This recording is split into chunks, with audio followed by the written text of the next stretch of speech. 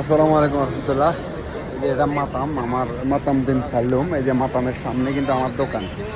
তো যারা এরকম মাতামের আশপাশে ব্যবসা করেন, আপনারা একটা বিষয় সতর্ক থাকবেন। সেটা হলো আমি গতকালকে আর ওই মহিলা একটা এসছে, আসি আমার কি জানি দিতেছে।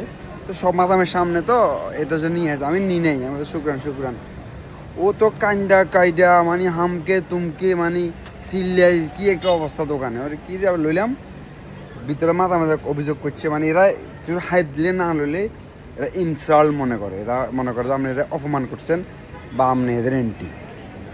এই জন্য যারা মাতামার আশপাশে আছেন, কেউ কোনো কিছু হাইট দিলে আপনি খান না খান, প্রয়োজন লইয়ে অন্য কাউরে দিয়ে দিয়েন, কিন্তু নিবেন আপনি।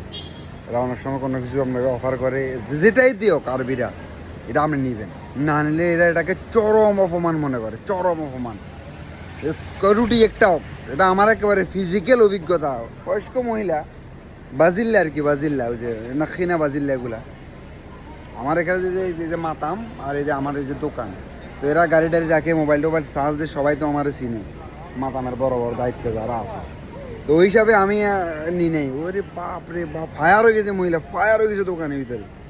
যাকে নি ওই যারাই মাতামার সাথে ব্যবসা বাণিজ্য আছে, এই জিনিসটা একটু লক্ষ্য রাখবেন।